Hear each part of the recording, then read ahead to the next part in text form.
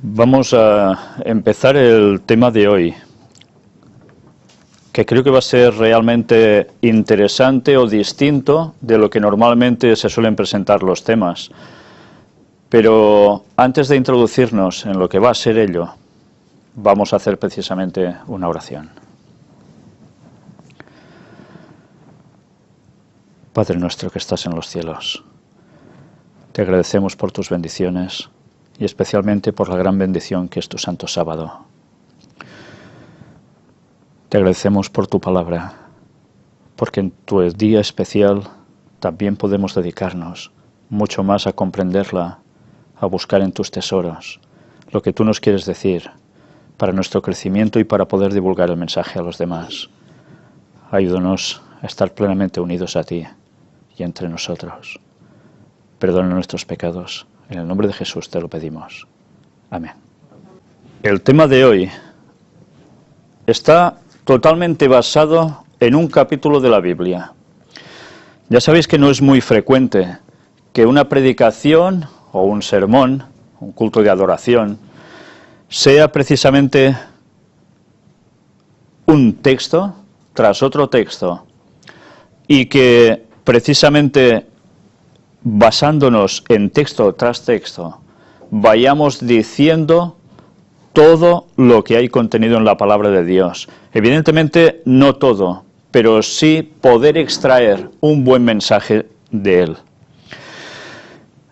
Hay un capítulo que es usado básicamente por el catolicismo romano y que está siendo utilizado muy especialmente para el tema ecuménico. Ya sabéis, eso de unir todas las religiones cristianas, y no solo cristianas, de católicos, ortodoxos, protestantes, sino también más ampliamente a todo el espectro de religiones y creencias del mundo. Ya sabéis que el Vaticano está trabajando especialmente para eso. Y muchos cristianos, incluso sinceros, están cayendo en este gran engaño. Pero este capítulo hace referencia explícitamente a una oración de Jesús por sus discípulos. Y me gustaría que todos en vuestras casas cogieseis la Biblia y lo buscarais. No vamos a ver ningún PowerPoint con imágenes de textos. Todos tenéis Biblia, por tanto, buscad todos ese texto. Juan capítulo 17. Haremos una lectura paso a paso, versículo por versículo, analizándolo, contenido de él, para intentar sacarle un jugo bastante distinto al que está expresando y dando de beber la Iglesia romana. Y empezaremos por el versículo 1, donde nos dice: Estas cosas habló Jesús, y levantando los ojos al cielo, dijo: Padre, la hora ha llegado, glorifica a tu Hijo, para que también tu Hijo te glorifique a ti. Mirad, si ya nos detenemos aquí, cómo Jesús está hablando de una hora que ha llegado. Podía haber dicho, bueno, van pasando los momentos y ahora quiero hacer esto. No, la hora ha llegado. Una vez más, y mirad que no estamos hablando del tema de si hay fecha para el retorno de Cristo, nos damos cuenta cómo Dios, y en este caso ya el mismo Jesús, está haciendo referencia a que las cosas que estaban previstas que sucedieran tenían su hora prefijada, su hora marcada, su crono divino puesto en funcionamiento y marcando etapas de todo ese desarrollo. Por tanto, Dios no es un Dios, como dice el Papa, de sorpresas, que va dando sorpresas de este modo, sino que Dios no hace nada si antes no ha avisado. Y sabemos que el plan de salvación es algo que está trazado desde los tiempos eternos, antiguos, y se dio a conocer en esos momentos, pero todo estaba basado en un crono, en un horario. Y cuando Jesús pidió la glorificación de Él, dijo, para Él solo, para que también tu Hijo te glorifique a ti. Ahora vamos a adentrarnos en este capítulo que nos habla de una absoluta unidad, no una unidad aparente, sino una unidad de verdad. Y ya en el primer versículo nos damos cuenta que esta unidad es Dios Padre, Hijo. ¿Y se va a detener aquí esta unidad? Vayamos por el versículo 2. Como le has dado potestad sobre toda carne, para que dé vida eterna a todos los que le diste. ¿Quién da vida eterna? Jesús. ¿Y a quién? A todos los que le diste. ¿Y quiénes eran a los que el Padre le dio? ¿Se refería a todo el mundo? ¿Sabéis? Está de moda decir que todo el mundo va a ser salvo. Hasta el más malo que os podáis llegar a imaginar, hasta esa persona Dios al final lo va a salvar. ¿Es esto cierto? ¿Hay unidad entre esta persona y Dios y la habrá por la eternidad? ¿Y con sus prójimos? Iremos viendo cómo ese es otro grave error que se está difundiendo por tantas denominaciones, por tantas líneas de pensamientos, que está llevando a muchas personas directamente a lo peor. Y esta es la vida eterna, que te conozcan a ti, el único Dios verdadero, y a Jesucristo a quien has enviado. ¿Dónde está la clave de la vida eterna? En conocer a Jesús, en conocer a Dios. En el momento en que las personas conocen, ¿qué van a hacer al conocer a Dios? Amarlo. Van a unirse a Él.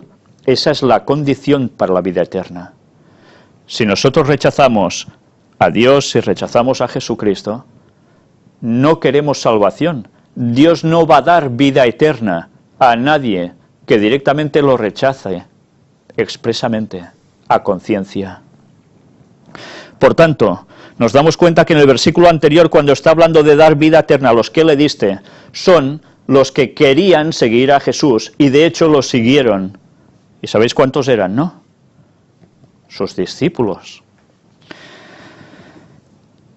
Y sigue diciendo en el versículo 4, yo te he glorificado en la tierra, he acabado la obra que me diste que hiciese. Mirad cómo Jesús, todo lo que hizo fue para gloria del Padre. Todo. No hizo nada para su propia gloria. No había para nada en él una tendencia a orgullo, a egoísmo. Todo era para darnos un ejemplo de lo que nosotros deberíamos seguir haciendo. Y acabó su obra, la obra que le dio el Padre que él hiciera. Esto a nosotros nos debe hacer pensar mucho, porque nosotros no somos llamados también a hacer una obra. No somos llamados a terminar una obra, que es la predicación del Evangelio a todo el mundo. Él terminó la suya, cumplió su misión. ¿Estamos nosotros trabajando día a día continuamente para cumplir nuestra misión, la que Él nos encomendó? Ahora pues, Padre, glorifícame tú al lado tuyo, con aquella gloria que tuve contigo antes que el mundo fuese. Aquí Jesús ya pedía su gloria. ¿Pero por qué pedía su gloria? Porque estaba demandando quién era Él. Y Él es el que había estado al lado del Padre. ¿Durante cuánto tiempo? Ya antes de que el mundo fuese. Eternidad. Tiempos antiquísimos. Siempre, siempre habían estado juntos. Y la gloria de Cristo sería recibida porque Dios Padre se la iba a dar. Iba el Padre a dar el crédito al Hijo y que llegó para cumplir la misión que se encomendó. He manifestado tu nombre a los hombres que del mundo me diste. Tuyos eran y me los diste y han guardado tu palabra. Mirad si es interesante este versículo. He manifestado tu nombre a los hombres que del mundo me diste. ¿Dios le dio del mundo a todos a Jesús? No. Le hizo una selección. Le escogió a unos discípulos. ¿Y estos qué hicieron? Dice que eran suyos y me los diste y han guardado tu palabra. estos discípulos siguieron las palabras de Jesús. De hecho, aquí prácticamente era el final del ministerio de Jesús. Habían transcurrido 3 años y medio desde que los discípulos habían estado con él, habían sido seleccionados para ello. Y habían guardado su palabra. Ahora han conocido que todas las cosas que me has dado proceden de ti. Mirad, cuando otros podían llegar a pensar muchas cosas sobre Jesús, los discípulos se habían dado cuenta, habían conocido que todas las cosas que le habían dado a Jesús, todo lo que él hacía y sus palabras, procedían de Dios Padre. Esto es interesante porque muchos creen que Jesús venía totalmente por su cuenta. No, Jesús venía con una misión que ya se había pactado previamente en el cielo. Y todo lo que Jesús iba a hacer aquí, lo iba a hacer como procedencia del Padre. Porque las palabras que me diste, les he dado, y ellos las recibieron, y han conocido verdaderamente que salí de ti, y han creído que tú me enviaste. ¿Recordáis las palabras de Jesús que decía, ¿y vosotros quién decís que soy? Y unos contestaban, unos dicen que es tal, otros dicen que eres tal. ¿Y los discípulos qué dijeron? Lo reconocieron como al Mesías, al enviado de Dios. Por tanto, ellos abrazaron esas palabras. Habéis visto en las temáticas que hemos presentado de 3 días y 3 noches, cómo, habiendo abrazado las palabras, después de todo el trámite de la crucifixión y la sepultura de Cristo, dudaron. Habían creído y después dudaron. Mirad cómo esta reacción es muy inmensamente humana. Creer algo y después dudar. Y después de dudar, ¿qué puede suceder? ¿Te quedas con la duda? ¿Abrazas otro pensamiento? ¿O regresas al que ya tenías? Pero la duda es algo que está en la humanidad, intrínseco. ¿Y nosotros qué debemos hacer? ¿Dudar? Recordemos el texto bíblico. ¿Qué sucede con el que duda? Que es igual como la onda del mar que viene de aquí para allá y es arrastrado por doquiera de todo viento de doctrina. Por tanto, la duda tiene que ser desechada.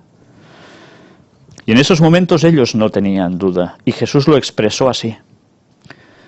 Yo ruego por ellos, no ruego por el mundo, sino por los que me diste, porque tuyos son.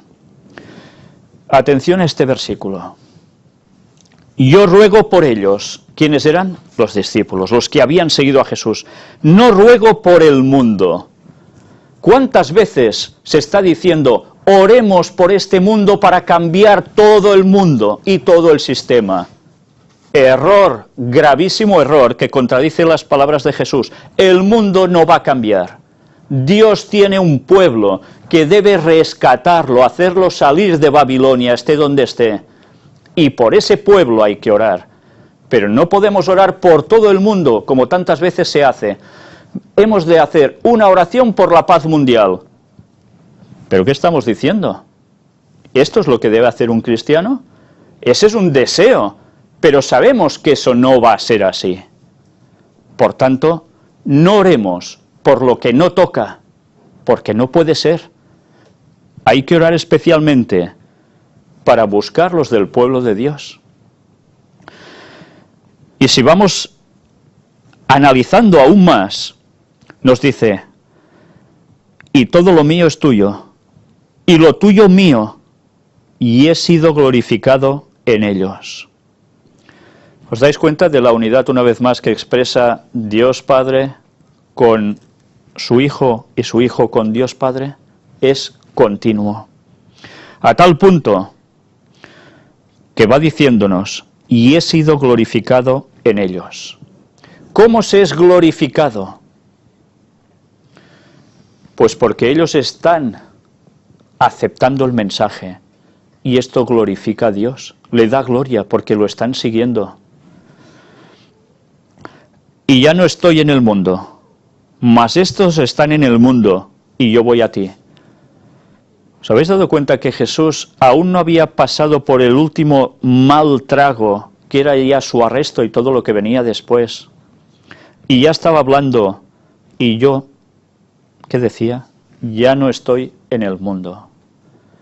Ese episodio él ya lo daba prácticamente por superado.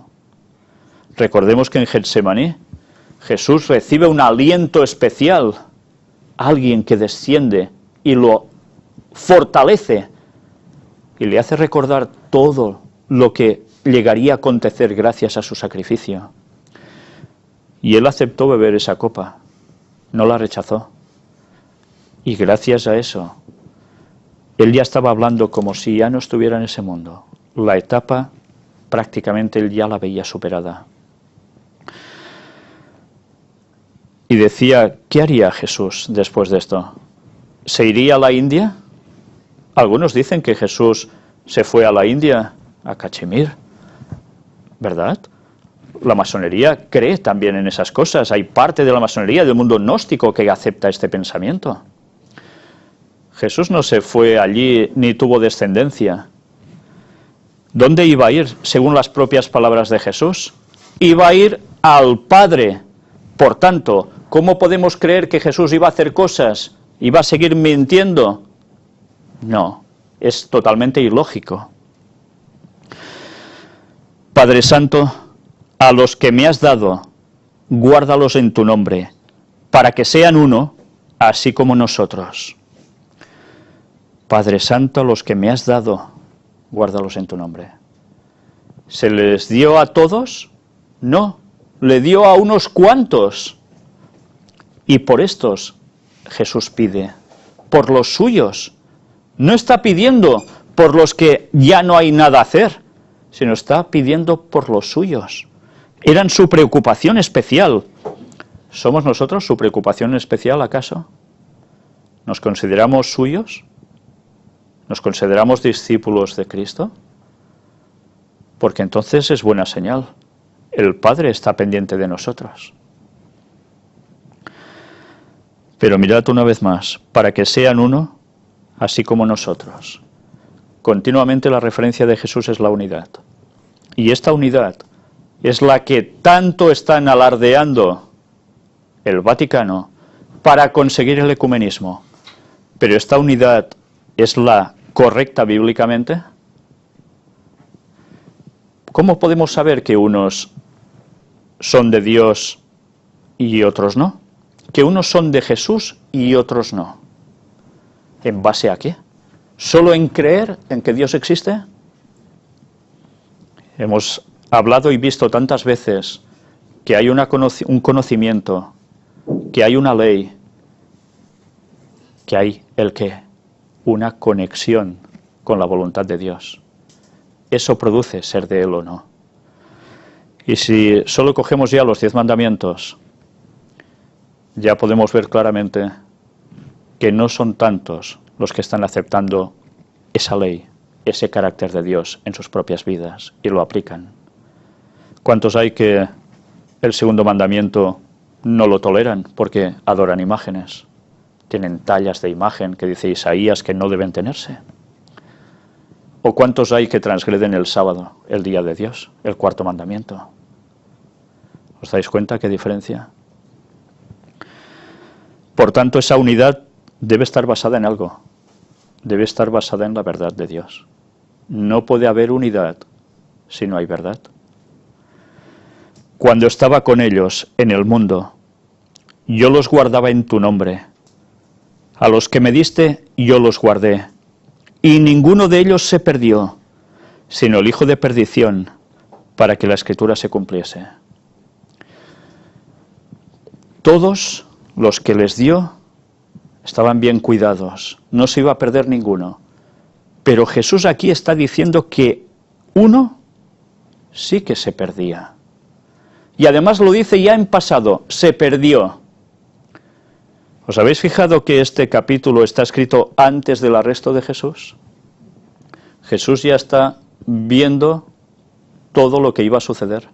Sabía que Judas era el traidor y que Judas lo iba a entregar y que Judas no sería salvo, porque ya veis cómo terminó. No se arrepintió de corazón, sino que le dolió ver que Jesús no hacía nada por su liberación, y con ese pensamiento, pensando que ya no podía ser perdonado, se suicidó. Y perderá la vida eterna. Y era profecía, y Jesús lo sabía.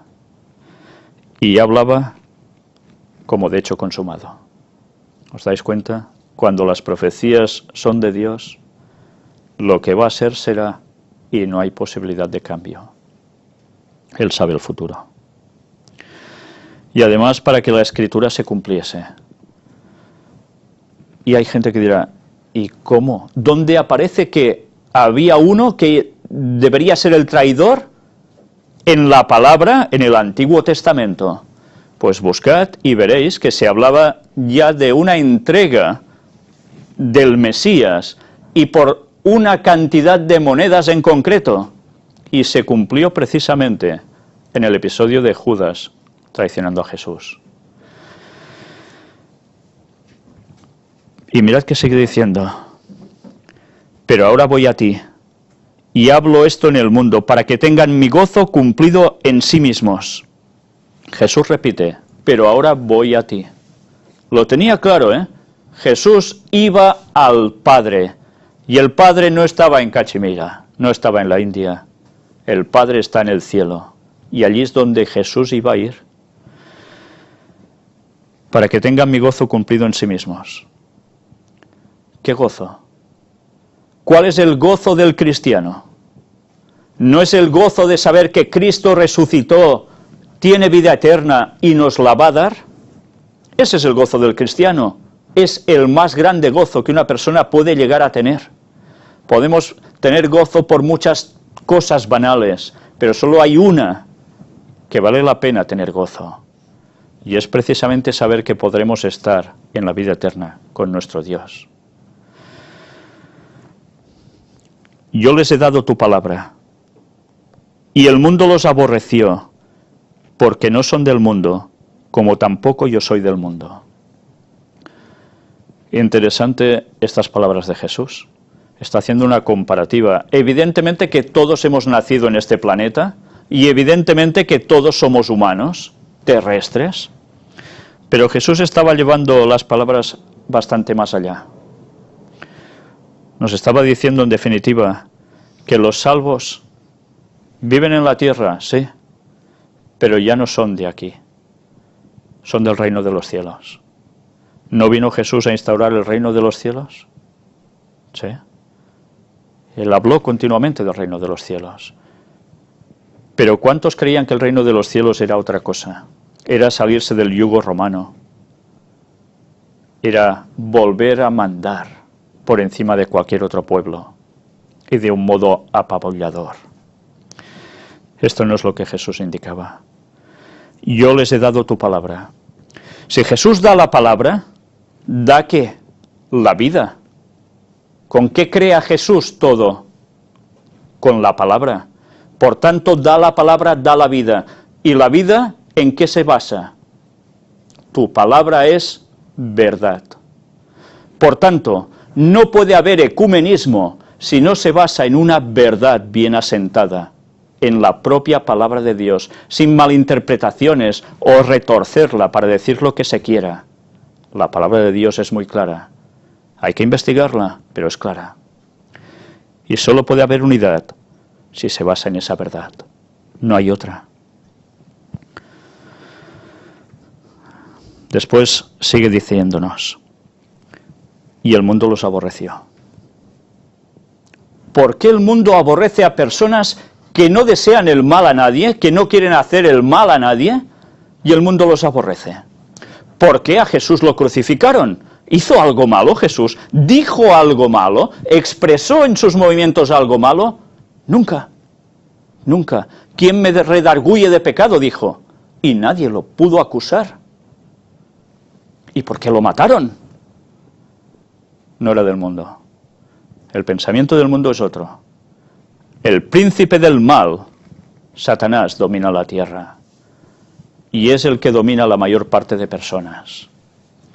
El pueblo de Dios no es dominado por Satanás. pero Satanás intenta tumbarlo. Y después sale quién es quién. Quién se une a Cristo para levantarse si ha caído y prosigue hacia la meta, hacia la vida eterna con Dios. Y ahora algo muy interesante. Versículo 15. No ruego que los quites del mundo, sino que los guardes del mal.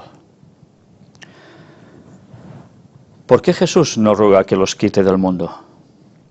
¿Quién daría el Evangelio entonces a los demás? Si estos tienen la luz para dar el mensaje a los otros, si los quita del mundo, ¿quién lo va a hacer? Él quiere que participemos todos de dar el mensaje. Si los quitaba del mundo, el mundo quedaría en plenas tinieblas. Satanás sería el dueño absoluto y ya no había posibilidad de cambio para nadie, para querer ser salvo. Pero no sé si sabéis este detalle. No ruego que los quites del mundo, sino que los guardes del mal. ¿Sabéis? Este texto no está bien traducido. No dice que los guardes del mal. Si vais al original griego, dice que los guardes del maligno, que es bastante distinto al mal. Muchas personas piensan, si dice que los guardes del mal y a los cristianos también les pasan desgracias. Hay una diferencia. Estamos en el mundo y mientras estemos en el mundo puede pasarnos muchas cosas como al resto de los humanos. Dios hace salir su sol sobre justos e injustos y hace llover sobre justos e injustos. ¿Nosotros vamos a quedar exentos de todo mal? Cuando toda la palabra de Dios nos hace un recorrido del pueblo suyo, de sus profetas y del mismo Jesús y todo lo que le aconteció. ¿Cuántas cosas buenas les acontecieron? Algunas sí, pero normalmente ¿cómo terminaban todos? Bastante fatal. Los guardes del maligno. ¿Por qué guardar del maligno? Para que el maligno no pueda hacernos daño directamente. Pero además, que el maligno, que es el que nos tienta, podamos llegar a soportar todo esto. Mirad cómo una palabra, a veces una mala traducción, nos puede llevar a conceptos erróneos. Por eso es importante que conozcamos los textos antiguos, que busquemos cuál es la profundidad de cada texto. Porque a veces los conceptos pueden llevarnos a cosas tan equivocadas y quizás no lo sabemos. Y la palabra de Dios hay que indagarla, no nos queda otra. Pero tenemos la oración de Jesús, que los guardes del maligno. Yo no sé si vosotros habéis tenido experiencias con temas de demonios, pero cuando pasáis por estas cosas, sabéis que verdaderamente estas palabras de Jesús se cumplen. Te guarda del maligno, porque el maligno te puede llegar a asesinar, o te puede llegar a hacer enloquecer. Y Jesús sigue orando, sigue intercediendo para que esto no suceda. El maligno no puede destrozarnos si estamos con Dios. No son del mundo, como tampoco yo soy del mundo. Por eso el cristiano debe ser distinto. ¿Cómo debe ser el cristiano? ¿Tiene que actuar igual que el resto de personas? ¿Tiene que tener el mismo esquema mental tan alejado del Señor? No puede ser. El cristiano tiene que ser una persona íntegra. ¿Cómo actuaba Jesús? Si Jesús es el Cristo y nosotros nos llamamos cristianos, debemos hacer lo mismo que Él. Andar como Él anduvo. Mirad si es interesante este concepto, porque tantas veces queremos andar a nuestra propia forma. El maligno sigue trabajando en nuestras mentes, buscando situaciones, poniéndote pensamientos, para que te vayas al otro lado. A veces con modos muy sutiles, a veces paso a paso casi imperceptibles. Y cuando no te has dado cuenta ya te encuentras al otro borde del camino. Satanás sabe trabajar, el maligno lo hace muy bien. Pero si estamos unidos a Dios, no temamos de esto. Y si alguna vez caemos, abogado tenemos para con nosotros, a Jesucristo.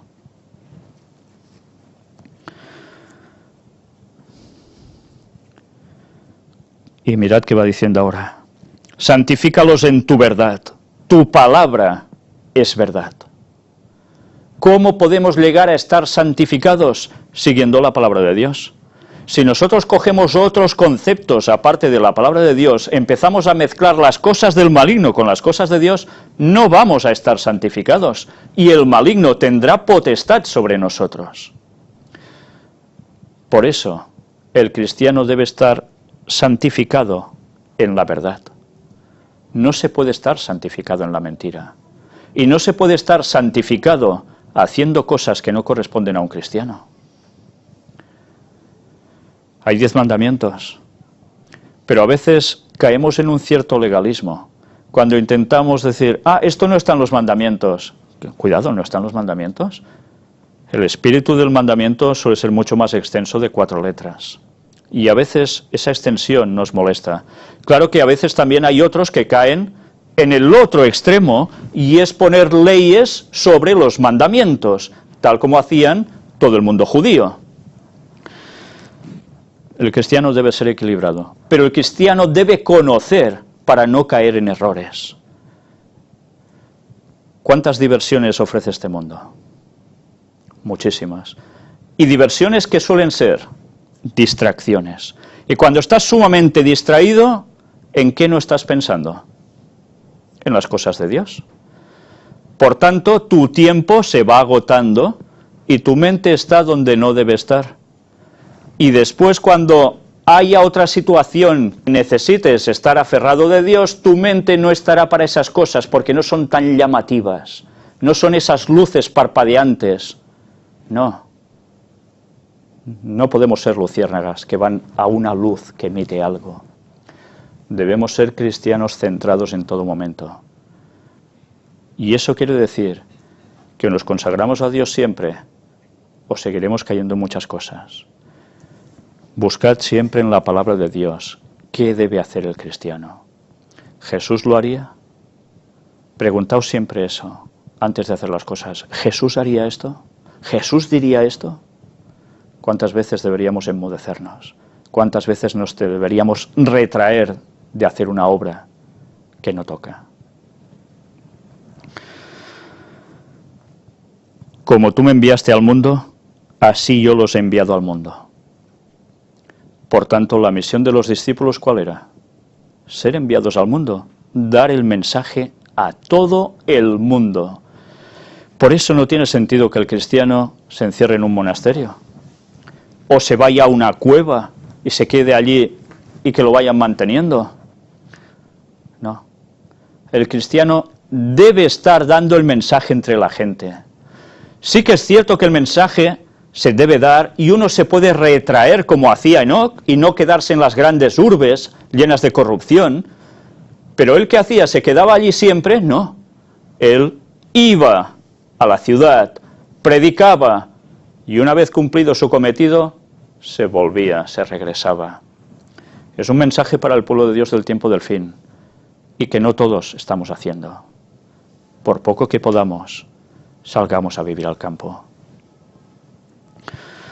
Y es lógico, en el campo que vamos a encontrar paz, sí, tranquilidad, por supuesto. ¿Y qué más? Naturaleza. ¿Y Dios no es el creador de la naturaleza? ¿No creó todo para nosotros? Dios sabe que si estamos en la naturaleza, nuestros pensamientos van a ser otros. Se van a olvidar de si ahora me he de comprar esto, me he de comprar lo otro, de hacer aquello, no sé qué. Va a ser otro. Vas a aprender de la obra que Dios creó, de lo cual puedas sacar provecho, tal como hizo Salomón. Y luego, con caracteres más templados, podremos ser capaces de resistir mejor la tentación y de dar el mensaje donde se debe dar. Y por ellos yo me santifico a mí mismo, para que también ellos sean santificados en la verdad. Mirad, Jesús se santificó porque los discípulos iban a hacer lo correcto. ¿Iban a qué? A santificarse, a ser santos. Y a veces cuando hablamos de ser santos, nos imaginamos ya enseguida a una estatua con una aureola en la cabeza, una estampita.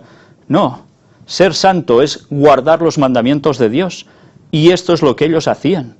no levitaban, ni tenían bilocaciones, ni cosas de estas. Estos son los plagios satánicos, que tuercen dándole un sentido más extra y consiguen arrastrar a multitudes. El cristiano es un hombre tocando con los pies en el suelo. No hay otra. Con su vista puesta en el cielo, pero los pies en el suelo. Para todo. Para todo.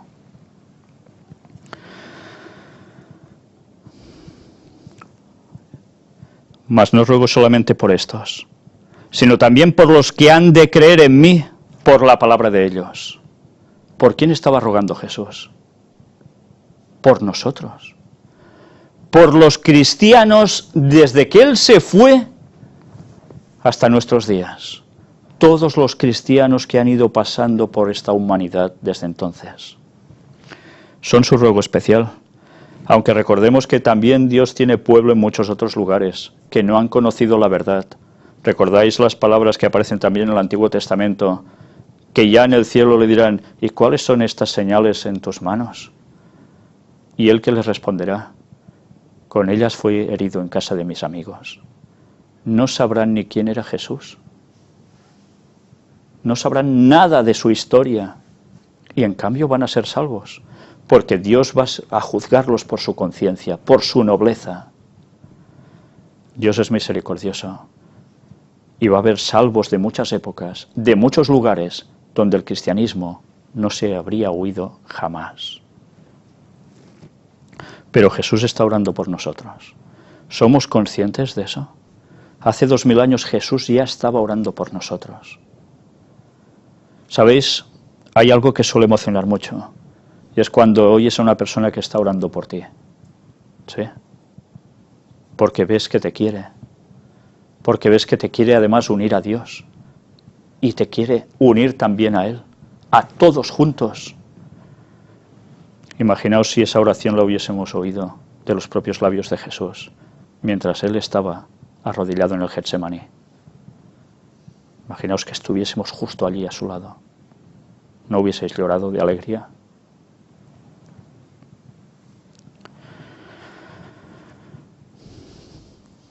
Pero ¿qué más dice? También por los que han de creer en mí por la palabra de ellos. Por la palabra de los discípulos creyeron generaciones y generaciones hasta ahora. Y siguen creyendo. Y por nuestra palabra. Nosotros hemos venido precisamente de todo este linaje de palabra a través de los años. Pero a través nuestro también hay personas que deben conocer el mensaje. Y por ellos también está orando. Imaginaos, Jesús sigue intercediendo por nosotros en el santuario celestial. No nos ha desamparado aún ahora, nunca, ni lo hará. Para que todos sean uno, como tú, oh Padre, en mí y yo en ti, que también ellos sean uno en nosotros, para que el mundo crea que tú me enviaste. Aquí está la verdadera unidad. Debemos ser uno. Y cuando hay disensiones entre nosotros, cuando hay problemas por distintos motivos, ¿somos capaces de actuar cristianamente? ¿Somos capaces de eso? Mirad si es importante, cuando un hermano yerra, tratarle con amor. Y a veces no hace falta errar, sino que pueden ser discrepancias de pensamiento. Eso sucedió ya con Pablo y Silas, ¿lo recordáis? Por Juan Marcos. Hubo discrepancias entre ellos, pero no se pegaron, no se gritaron, cada uno tomó su decisión. Y después el tiempo fue dando las razones. Dios ayuda a tomar decisiones y a veces debe tolerar errores nuestros para después poner las cosas a fin de bien. Porque al cristiano todas las cosas le ayudan a bien. Y si no aprendemos esa enseñanza de las cosas que nos suceden, no aprendemos nada y seguiremos errando. Y después, como consecuencia, no puede haber unión. Y la unión es lo que debemos tener y preservar siempre, en la verdad y en Cristo. Expresémonos siempre con amor los unos a los otros. ¿Nos gusta que a veces nos digan algo en malos modos? ¿Es que no? no lo hagamos tampoco con los demás. Es un mensaje bíblico, ¿verdad? ¿Lo recordáis en otras palabras? Que los apartes del maligno, recordemos esto, porque el maligno siempre intenta dividir, y es capaz de dividir al pueblo de Dios, sea en fracciones grandes o en fracciones pequeñas, en grupos grandes o en grupos pequeños, en iglesias grandes o en iglesias pequeñas. Es su especialidad, el divide y vencerás, y Jesús pedía unidad. La gloria que me diste, yo les he dado, para que sean uno, así como nosotros somos uno. Ahí está la gloria, todos uno. Yo en ellos y tú en mí, para que sean perfectos en unidad. No dice un poco perfectos o un algo parecido a eso, dice perfectos en unidad. Para que el mundo conozca que tú me enviaste y que los has amado a ellos como también a mí me has amado. El mundo debe conocer un mensaje y debe conocer que los portadores de ese mensaje están separados, están pegándose, se están odiando, se están gritando. Deben estar unidos en un mismo sentir. Una fe, un Señor, un bautismo, eso debe unirnos. Y es la única forma en que el mensaje afuera sea comprendido y pueda llegar a ser aceptado, con la unidad, no con un falso ecumenismo, sino con la unidad del auténtico pueblo de Dios. Padre, aquellos que me has dado, quiero que donde yo estoy, también ellos estén conmigo, para que vean mi gloria que me has dado, porque me has amado desde antes de la fundación del mundo. Jesús, ¿qué pide al Padre? Quiere que estemos con Él. ¿Y eso qué quiere decir? Estar en el cielo, con Él, sí, pero después regresar otra vez después del milenio, aquí, y vivir eternamente todos juntos, en armonía y sin el maligno, porque ese va a ser su momento final, el de todo el mal además. Pero mirad, Padre, aquellos que me has dado, quiero que donde yo estoy también ellos estén conmigo. ¿Cómo podemos llegar ya ahora a querer estar donde Jesús estaba? Cuando Jesús dijo esto, ¿estaba ya en el cielo? No, estaba aún aquí. ¿Y por qué dice que debemos estar donde Él está? Hemos visto que sí hacía referencia a que Él ya prácticamente daba por hecho que ese trámite ya había concluido, que Él había vencido. Pero Jesús aún estaba a pesar de todo en la tierra. Quiero que donde yo estoy también ellos estén conmigo. Jesús había llegado a un nivel, tenía un nivel que quiere que nosotros tengamos, estando también en la tierra, con Él. El santo es el que está luchando cada día aquí, es el que está dando el mensaje que debe dar, y es el que está unido ¿a quién? A los hermanos, a Jesús y por tanto al Padre. Porque me has amado desde antes de la fundación del mundo. Una vez más Jesús nos repite lo mismo, el amor. Amor entre Padre y Cristo, amor entre Él, ellos y nosotros, amor entre nosotros. Padre justo, el mundo no te ha conocido, pero yo te he conocido, y estos han conocido que tú me enviaste. El mundo no te ha conocido. Recordemos ya después de salir Noé del arca con sus 3 hijos, ¿cuántos siguieron el camino del Señor?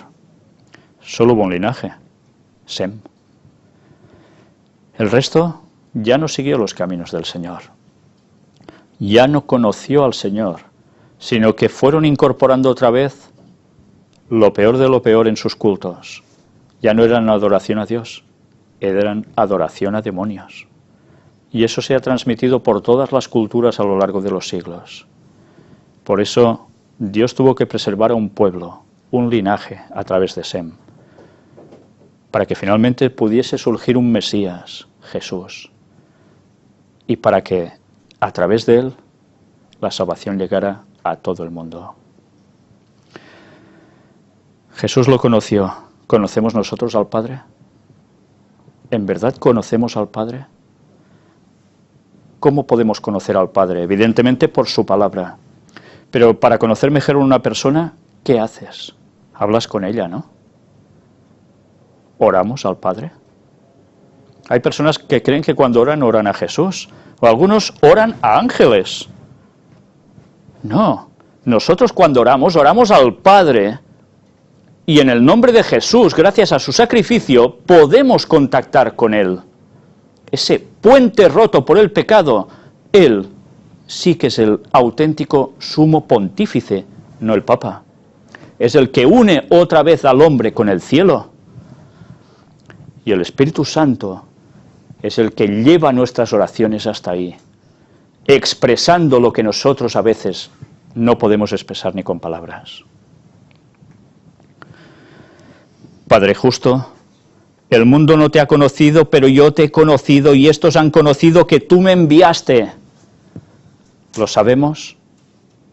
Dios envió a Cristo, y ese es el mensaje de salvación para todos. Y les he dado a conocer tu nombre, y lo daré a conocer aún, para que el amor con que me has amado esté en ellos y yo en ellos. Qué maravilloso texto. Les he dado a conocer tu nombre. El nombre en la Biblia, ya sabéis que no se ponía el nombre a alguien porque sí, como hacemos ahora, mira, porque el padrino, el niño, el no sé qué, se llama tal, este se llamará también igual. No. O porque me gusta la sonoridad de ese nombre, se lo pongo. No. En la Biblia los nombres significaban el carácter o cosas que iba a hacer ese muchacho o esa muchacha. El carácter. Dios tiene un nombre, Dios tiene un carácter, Dios tiene, por tanto, la ley que es su carácter. Y eso es lo que da a conocer el carácter de Dios. Y dice que lo daré a conocer aún para que el amor con que me has amado esté en ellos. Y lo sigue haciendo aún ahora, ¿no? Y yo en ellos. Por tanto, Jesús tiene que estar de lleno en nuestras vidas. Y nosotros debemos ser auténticos cristianos. Y si erramos, ya sabemos, debemos cambiar, apoyados en Cristo. Después ya veis, capítulo 18 viene el arresto de Jesús. ¿Habéis visto aquí que Jesús se estuviera preocupando por sí mismo en algún momento? Iba a pasar lo peor de lo peor. Y Jesús solo quiere ser glorificado en el Padre, tal como había sido antes glorificado. Y para eso debía pasar por ese trago tan amargo, esa copa que aceptó pasar por nosotros. ¿No lo debemos corresponder acaso? ¿Debemos estar tan ensimismados aún con nosotros mismos? Jesús nos dio unas lecciones magistrales. Y gracias a Él conseguimos la vida eterna. Pero eso depende de nosotros. Ya no depende de Él. Él ha hecho todo lo que podía por nosotros. Y sigue haciéndolo cada día hasta que reaccionemos. Pero si desechamos el Espíritu Santo, no habrá posibilidad de cambio en nosotros. Y dejaremos en verdad a Jesús, incluso pensando a veces que podemos estar con Jesús. Pues bien, creo que este capítulo de la Biblia nos ayuda a saber discernir este gran engaño que Roma está tratando de difundir a todo el mundo, que es el ecumenismo, y nos da una lección para la auténtica unidad del pueblo de Dios. No lo olvidemos nunca y busquemos siempre a Cristo. Amén. Padre nuestro que estás en los cielos, te estamos inmensamente agradecidos por tu palabra, inmensamente agradecidos por el sacrificio de Cristo por nosotros, inmensamente agradecidos por tus cuidados diarios, porque nos sustentas y nos ayudas para poder llegar hasta el final y poder ser salvos. Ayúdanos a aferrarnos a ti siempre, a buscarte de todo corazón, cada día en nuestras vidas. Y que no olvidemos que estamos aquí para dar un mensaje, perfeccionando nuestro carácter en ti. Y para ser una luz a todo este mundo que pronto va a terminar. Esperamos con anhelo la segunda venida. Esperamos con anhelo poder terminar con este mundo de mal y poder ser salvos. Pero dependemos de ti, Señor, absolutamente para todo. Ayúdanos a no olvidarlo jamás. Perdona todos nuestros pecados y cuida de tu pueblo alrededor del mundo para que seamos uno y muchos más se añadan a él. Y cuando se llegue a finalizar ya totalmente, se complete tu número, puedas venir a buscarnos. En el nombre de Jesús te lo pedimos. Amén.